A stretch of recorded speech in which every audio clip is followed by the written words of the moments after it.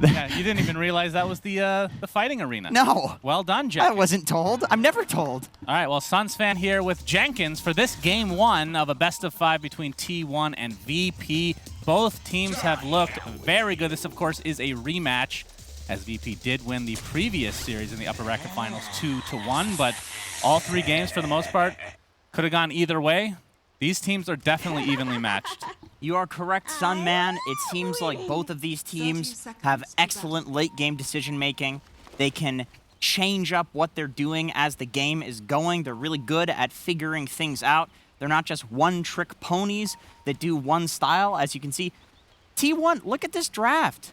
This looks like an alliance draft to me. Magnus, Wyvern opener. Yeah. It's PA either with the Empower. Yeah. It's either respect or disrespect. Maybe a bit of both. We'll find out in the post-game interview if they do end up winning here, as looks like T1 are able to get 3 out of 4, if I'm not mistaken here, as they're going to pick up that last one. So not too bad start for T1. Oh, yeah. And yeah, let's talk about these lineups, because obviously the Doom, TA, Kunkka we saw from DM. He played a literally the best Kunkka game I've ever seen for that kind of a build. And we see a support silencer. Talk to me about this hero, Jenkins.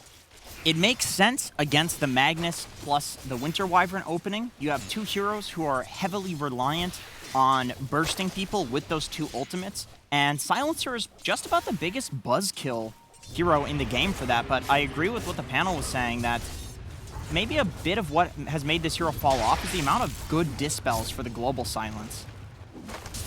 Yeah, that's true. I mean, even neutral items are giving dispels these days, so that is definitely... I mean, yeah, I never really thought about that, but I mean, this hero isn't picked. Do you think that's the main reason towards it?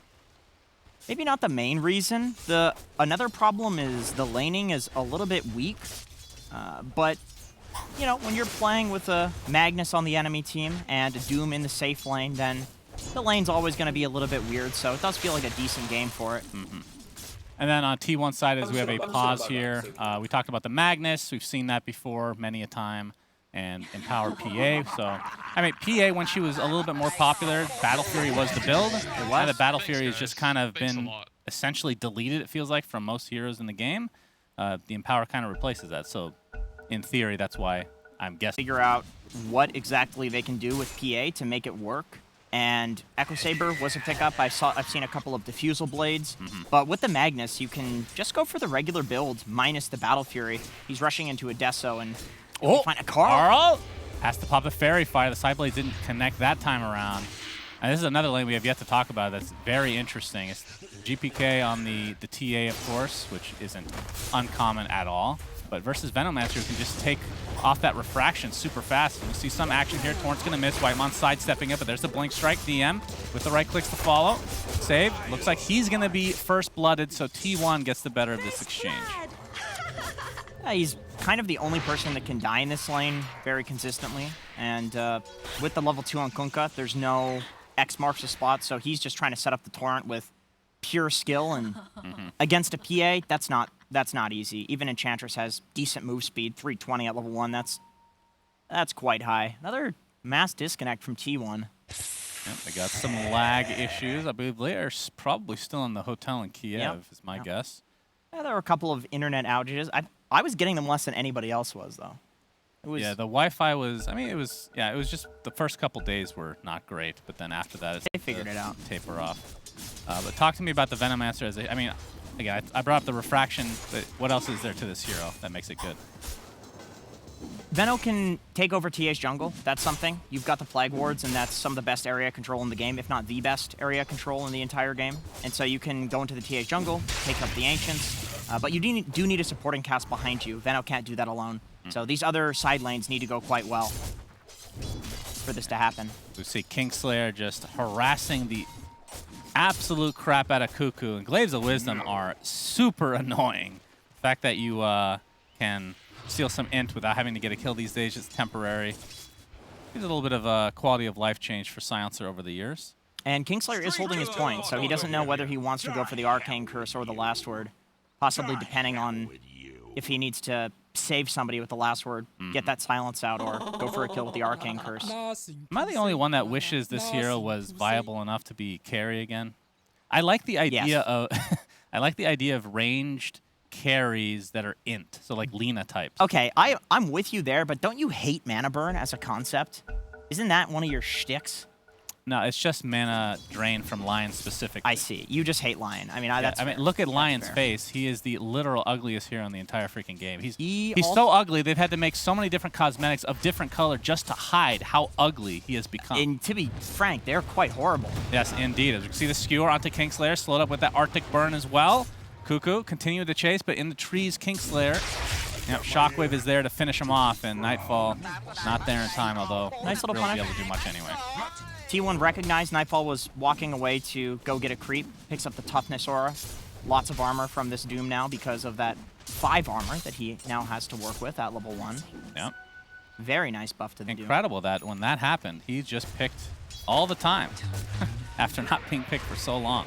But when you play position 1, as we're going to see, oh my, the Earth Spike was there just to cancel the Tornado. Save is taking heavy damage, though, as the Chicken is actually going to fall before being able to kill off the Leon. Bit of a bait. He did have the salve, so he could have survived one more hit there. Good discipline from Whitemon not going in. Yeah, so continue. I mean, I'm really curious to see if DM goes for the same build he did in the series that we cast, because that was absolutely epic. That was... He went shard like right away, right? Yeah. I remember what the actual build-up was. He's going for Urn this time around. Pipe shard, I think, is what he went for. Yeah. But he has the Urn this time, so really valuing that extra bit of damage. Mana for sure. regen stats. Kingslayer. I mean, look at this damage to Zephyr. Zephyr really can't do anything about it. Nice miss there, though. Definitely planned that one. Laning against the Silencer in terms of harass is a big pain. The problem with Silencer is the fact that he's so squishy, he can feed. But in a situation like that, where you're 1v1 trading with a support, it feels really good to be Silencer. And back to the position 1 Doom. Is there, I mean, do you build any differently on this hero? Or is it the same kind of build, you just get it faster? No, I think the concept of this Doom late game taking 2 heroes out of a fight. All right. Oh, the X is just a little bit too slow, as it's actually 23 Savage not even getting the kill, but also getting X back into range of these creeps a little bit faster. Is this the first time we've seen DM Kunkka lose a lane? I think it is. 31-5 for 23 Savage and 26-2 for DM. I mean, he's not doing terribly. He's not getting dumpstered, but usually VP plays off of a completely snowballing offlane Kunkka. That's true. Yep, that's the first time in memory at least, but it is against T1, of course, so their laning is nothing to scoff at for sure. Yeah, they did get dumpstered by the Kunkka, so they looks like they have a decent Strike is there with the enchant to slow. Torrent will connect, but DM is in quite a bit of trouble here. No reinforcements on the way. This is going to be yet another kill, this time to 23 Savage on the very important DM that we've been praising thus far. Save. Looks like he might get the courier. Indeed. Earthspike only going to connect on a creep, though. But he looks to be just trying to dance his way out of here. That disgusting face of his. Not save, the lion specifically. Whitemon has enchant up soon. Nice double stun. Yeah, he is more than fine. And the slow comes out into Zephyr as well as GPK, able to secure himself an illusion rune. So at what point does Aveno start bothering the TA? Because so far, he's doing just fine. It does look like he's doing just fine. The traps are a problem. The Sentry Ward coming out from Carl is definitely something that is much needed. GBK is doing a really good job at keeping his distance, so Carl's not able to gale him, but you have to be careful, because this isn't one of those lanes that TA wins, or that Vena wins by just farming. You kill the TA. And so it's all about getting a gale when the TA walks up a little too far. Nightfall going to get that Scorched Earth off.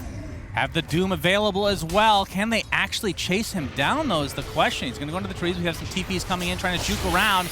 We see the Gale into the Poison Nova. Nightfall is just going to TP out, and the deny is there from Carl. So, in essence, nobody really dies. Favoring VP slightly because they force out the mid laner rotation. Maybe favoring them heavily if they get a decent chunk of damage on this mid tower. This is very important. Does have that Blightstone to help him out. We've seen a lot of TAs do that throughout the major, where the enemy mid laner leaves and then they just dumpster the tower. Yeah, Safe getting caught out here. The Gale has nowhere to go, but GPK trying to get the return kill at the very least, but he gets skewered back into the tier 2 RP as well. Still has that refraction up, but finally tries to attempt the TP out and will be successful. Actually to the tier 1 mid, as he has a full bottle to work with. Oh, and a trusty shovel. How nice. Yeah, not bad, not bad. Nice TP in from Cuckoo, of course, with that bot lane death. Oh, oh my. Oh, okay. That is definitely the rune to get. Not so bad. I mean, that kobold is the end of me, personally. That thing's the worst. Walking around with tranquil boots, it spawns, punches you. It's like, I'm only killing you out of spite. Yeah. You're not even worth the gold. This is true. Killing you. People just leave it. Yeah, they don't bother. Yeah, GPK at half HP, so he does have to be a bit careful here as the tomatoes are going to be harassing him a bit as we're seeing here we go. Impact move of the shovel. Yes. Oh, that was such Look at this efficiency. Oh, he bottled a little bit too quick there, yeah, to be that's fair. a bit. Not fully efficient there on GPK, but that's okay. A little bit of nerves getting to GPK here, it looks like. Yeah, definitely the nerves. I believe the tomato was running at him, so that's it is gotta quite be a something. scary sight, Yeah, for sure. You don't expect to see that. All right, but T1, I mean, this is against a Doombringer, so the fact that they're only up, I mean, they're up technically is a good sign for them to start this game out. Goes both ways, though. We have Magnus plus PA on one side, and then on the other side we have a Doom. So both lineups are kind of supposed to out-farm the other, and it cancels out. All right, fair enough, fair enough. 23 Savage is just going for straight Desolator after he picked up those treads, so that's pretty cool to see. And as we see a Hex in the bot lane, the 3-man gank from VP will be successful onto Zephyr. So in this instance where you're given essentially this farm from the Empower onto the PA, Deso, BKB, and then do you fight? Because typically in the old days, as in 2 months ago, it would be Battle Fury, Deso, BKB, then you fight. I think with just the Deso you can probably fight. Okay. Because you have these other heroes to set up for you and protect you.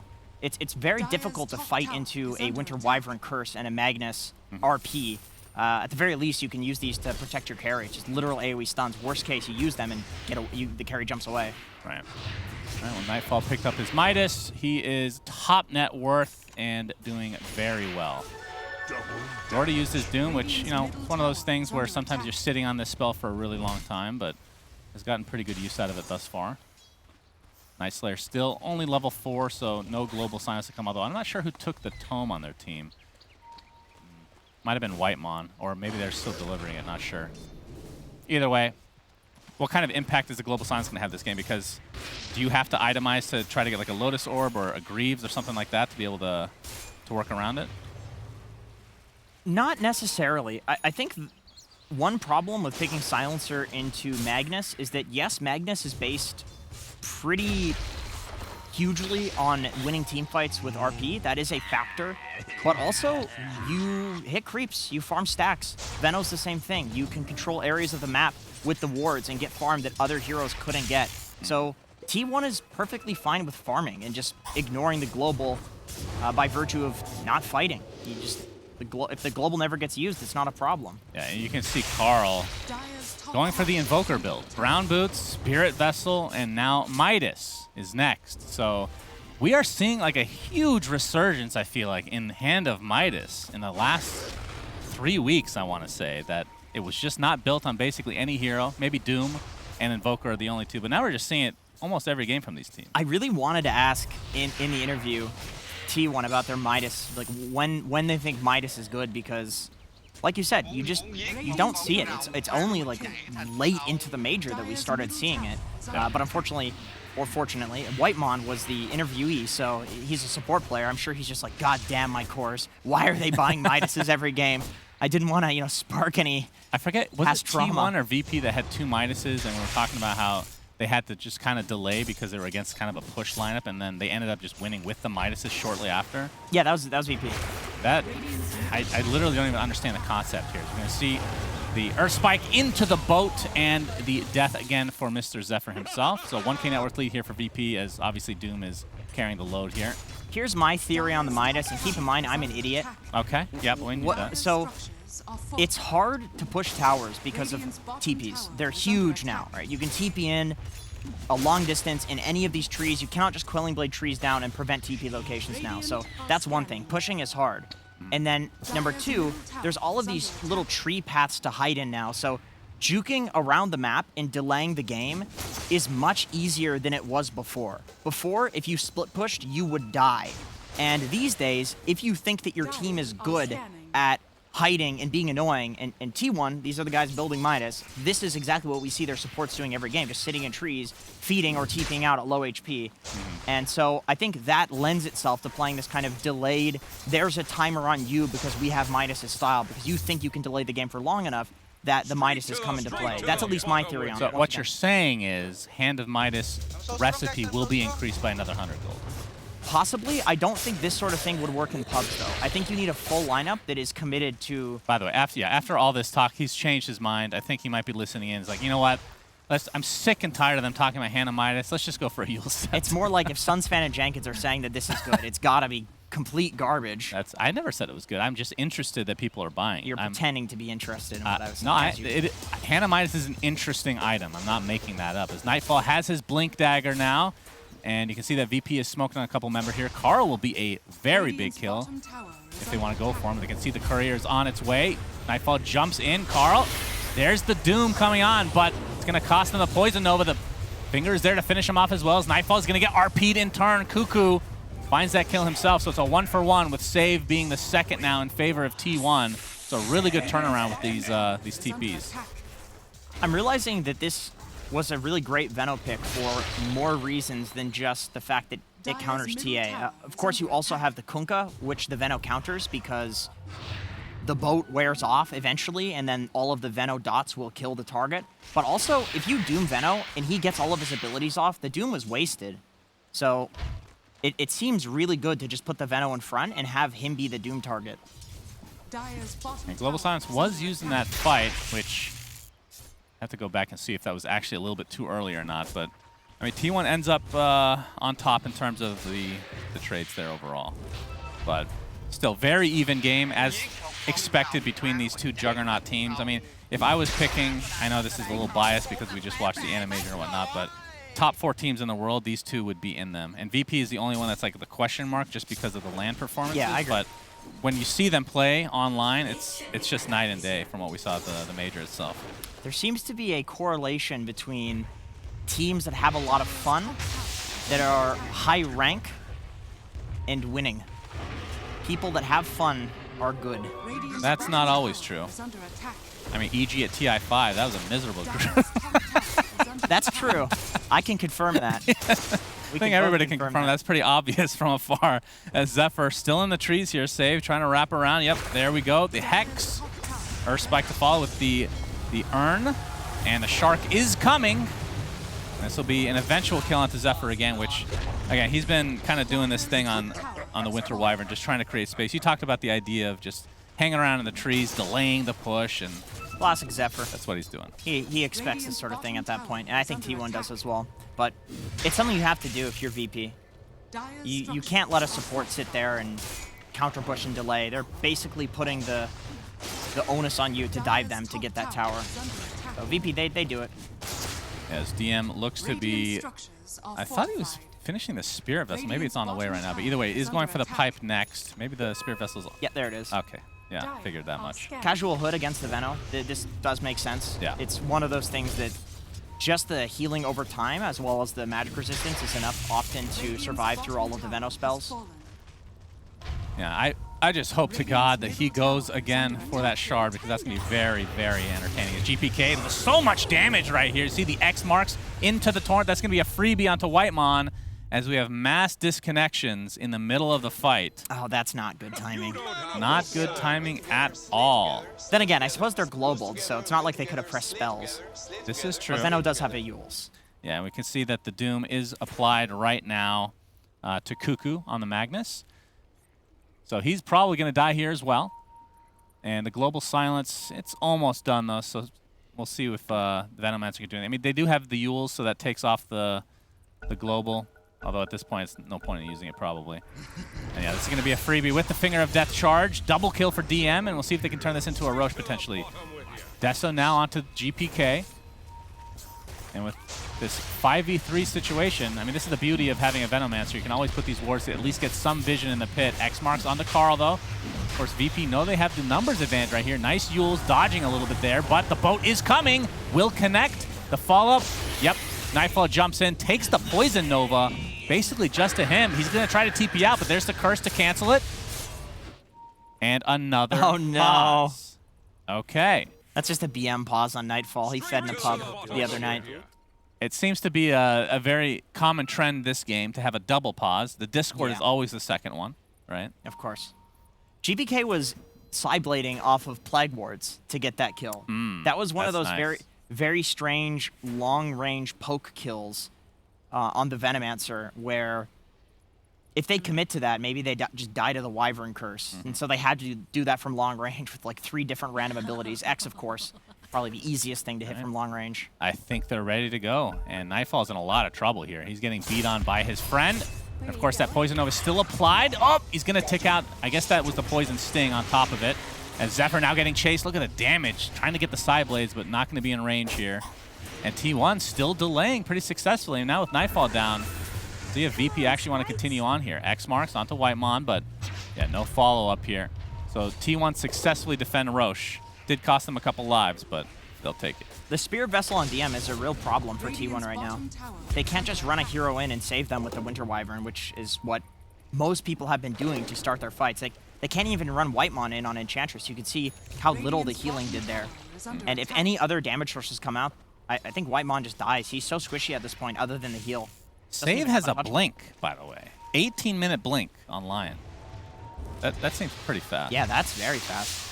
Going for the Ghost Scepter next. So they're going to have that blink Hex. I mean, they have pretty good initiation overall and obviously really good catch. And that's on top of the Global Silence potential, which I mean, we've seen a couple times, but maybe hasn't had the biggest impact yet. But still pretty early on. The Global? Yeah. It's hard to see the impact of it. That's what I'm saying. It's difficult to see. Because nothing happens, like literally. There's no sound either. You know? That's true. You can't hear the impact of it. Yeah, as we can see, the typical build here from Zephyr has that Holy Locket. We'll be getting the Cold Embrace heal at level 10 in all likelihood. Getting some nice extra gold from this Philosopher's Stone as well. 23 here that continues not to get banned. And Tier 1 Tower is just going to be given up here, it looks like. Torrent's going to connect, but no follow-up. And T1. Oh, the RP going to catch DM. Skewers into the other side here. It's going to get Galed on top of that, and it looks like VP just want to let him go. The boat comes out, but not a whole lot of damage done here. So T1, get the free pickoff. Well, free. Nothing's free in life, Jenkins. I don't know if anybody ever told you that, but I've never heard that before. It costs the Magnus ult. Yeah. There's always a cost. There's always Lacoste? That's right. He is at every event, that's true. Yeah. Maybe it was warranted, though. Somebody was mentioning on the panel that Magnus is a counter to these disengage spell, or these kind of big team fight ultis and these disengage spells, because you skewer people so far away that nothing can be pressed on the person that gets gone on. And it's cool, we see it there. The RP into skewer out. It's like even if VP was in position, they can't save the skewer target. It's too far away. Their formation is broken immediately by that. These repositioning abilities have been so strong for this reason in the past, and this is exactly why Pudge is really strong right now. Wow, I was wondering where you were going for that, so I appreciate that very much. I'm just kidding. Please, Ice Frog, buff my boy. He's never going to get buffed again, I don't think. But no, that's very true. I mean, the one thing is if there was Global Silence, you can't do that, right? Once the RP is off, you're just going to get Global Silence and you can't skewer anymore. But of course, they are itemizing to a degree. He's building a Yules right now, which obviously not the most common item to find on the Magnus. But the Dispel is going to be ultra important here. Carl's going for Greaves as well, so we're going to have 2 types of Dispel on him. And the Greaves feels a lot better because you don't have to sit for 2.5 seconds doing nothing, which effectively is a disable whenever he globals. And you know that's exactly what you want. You use that to disable people. But going for the Yules first just because it's cheaper and guaranteeing that there's going to be something to take that off, and then doubling back for the Greaves. That's definitely a good choice. But Still kind of a farm game right now. Not a ton of action. The first Roche was semi-attempted at first, and then it kind of got broken up with a couple kills on each respective side. I mean, who does this current pace of the game benefit the most, you think? Because there's Doom on one side, and then there's PA with the Empower on the other. T1, I think that he's probably going to, on 23 Savage, eventually get a Rapier, and with that timing, there is going to be very little that VP can do other than... Got a 4-man smoke, a 3-man smoke here from VP. They want to defend this Roshan. DM's getting caught out for now. Spirit Vessel's applied to him. Has the X. Oh, the instant Hex on a Cuckoo. Very nicely done as Whitemon's taking a ton of damage from afar. GPK doing work. Nightfall jumps in. You can see the Global Silence into the Doom, onto the Magnus. And that is going to be the first kill in this fight for VP. A big, big one. He does have buyback, though, so if they overextend, he can definitely get back into this fight. And that trap is just out of range of this Sentry Ward. So T1 doesn't realize, but VP, they know the exact status of Roshan as that's happening. There's no way they can get away with that, which is exactly why VP is smoking. Yeah, they have smoke. Of course, Global Silence and Doom are down, but they know that Magnus is dead for another 15 seconds, so perhaps they can get a pick off before he respawns. Zephyr would be a really important kill. Oh, Zephyr, yep. The instant Hex into the Disabled. The double stun. He actually jumps into it with the PA. 23 Savage pops the BKB, though, and blows up Save with the coup de grace. Now he's just getting pounded in by TA. Jumped on the other side. We see a Winter's Curse delaying the fight, so 23 Savage can actually get some damage here. Poison Nova from Carl onto DM, who's now in the trees here, completely surrounded by the PA, getting pounded. A nice cold embrace, but there's the skewer into the double RP from Cuckoo. Shockwave to follow. Double kill on 23 Savage as T1 are masterful in these fights. 23 Savage might finally tick down, but it cost them the entirety of VP. And Roche is still at half HP, and despite not having the PA, see if they can finish it off themselves or have to wait for him in the end. Bit of a false sense of security there from VP, having that information in the pit, knowing that they can do a smoke wraparound there, picking off Zephyr, but he has buyback, and then they're fighting right into that T1 ward, which lets 23 kind of juke around this fight. Even at low HP, they could never get him. That was a nice impale. It was. It was a really great start, but the insta-burst, as well as the BKB, there's nothing that goes through this, and TA does not have any evasion piercing right now, so... Yeah, 23 Savage did such a good job of kind of going in and out and just being an annoying presence. I like that he jumped to Carl as well, using Carl as kind of a backbone for this fight, where it's like, you know what? Boom! You're going to kill me, you're going to take all of Venomancer's spells as well. And then all of this just sets up, because they're so desperate to kill 23 for the beautiful 2-man RP from Cuckoo. As you can see, T1... Oh, for once, they're not they look jovial. They're very serious, yeah. That makes me a little worried for them. They're taking this very seriously. This is the grand finals, after all. All right, so they didn't wait, or they did wait for the PA. I guess they just have no damage, really, from Roche's perspective, despite it being at half HP. So now they're going to be in there. Bro, this trap is still a real problem. It's right outside of 2 Sentry Wards. Yeah. All right, well, the Torrent's going to connect on the Centaur, as this is a very slow Roche without 23 Savage there, which, again, like you said, the information's already there for VP. The status. They don't need to rush anything because of the trap. This is so inconvenient. I don't think I've... It's really cool positioning from the trap. I mean, usually the Sentry Ward's a little bit closer to the pit, but because supports obviously don't want to get caught out of position, they just kind of put it as close as they can get safe. Oh my goodness. All right, we have an Aghanim Scepter on 23 Savage, by the way. Yeah, the usual build That's awesome. The usual build take for off this? silence. Oh, wait, take off silence. Yes. Well, we have Skewer back in, but the Global Silence to follow. 23 Savage jumps in. GPK is BKB, though, so not a lot of damage done in the end. We see the Tidal Wave coming out as well. Our Spike's going to connect only onto one, and now the Force Staff keeping GPK healthy. Shockwave is there as well. Nightfall actually pops his BKB here. No death somehow. And no might break the fight up here. The Torrent will connect. I mean, it's a basic Dispel, but I guess you can't cast it if you're Global Silence. Because it is a spell. You have to get Satanic for that, I guess, yeah.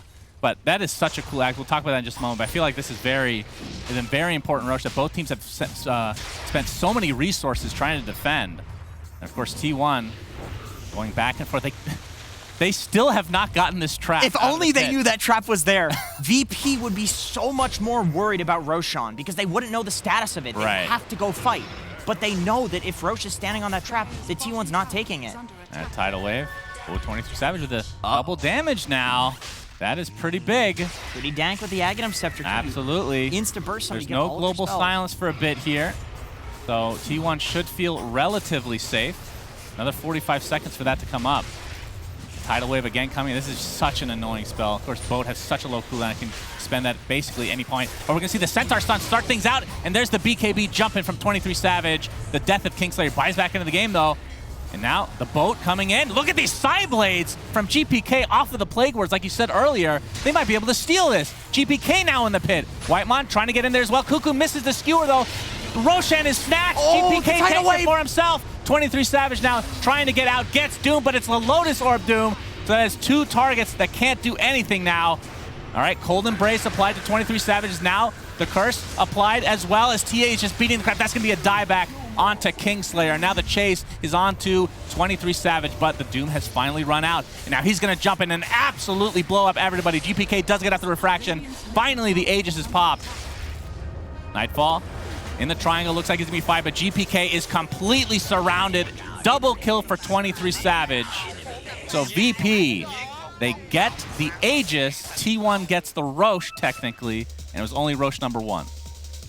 I love watching these two teams team fight. It's crazy. There's so much going on between the tidal waves, GPK hitting the Plague Wards, getting the pure damage, the Lotus Orb, the backline protection coming from T1. 23 Savage constantly playing on low HP. Can he actually get up? He can.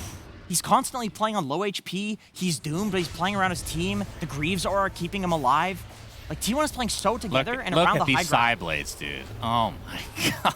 That must have been like max range. Look how low 23 is. And he still did so much in this fight. Yeah. Well, you get fully healed. That does help a lot. Yes, that does help. Look at the tidal wave onto the high ground. Yeah, actually pushed 23 Savage out of the pit.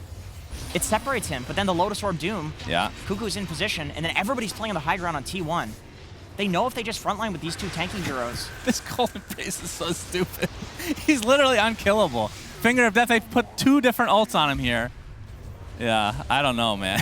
This spell's pretty busted right now. But either way, like, the execution from both sides is so crisp. Really a joy to watch both of these teams play. It's got to be so frustrating for either side to lose a team fight. It's like, good lord, what else could we have pressed? And I look at this as a Dota player and I think, I don't know. I really don't know. Okay, well, 23 Savage, yeah. He's finding Kingslayer outside the Roche pit. You can see Saves in there as well. Blinks out the Save 3 after the Earth Spike comes out, but Kingslayer looks to be mega dead here. Okay, so let's talk about this Aghanim Scepter. Well, first, Doom got an Ags himself. This is a really early one, so this will apply the break, which is huge against PA, obviously. And also lasts for 6 seconds longer for the Doom. So if you get that, you win the fight pretty much every time, I feel like.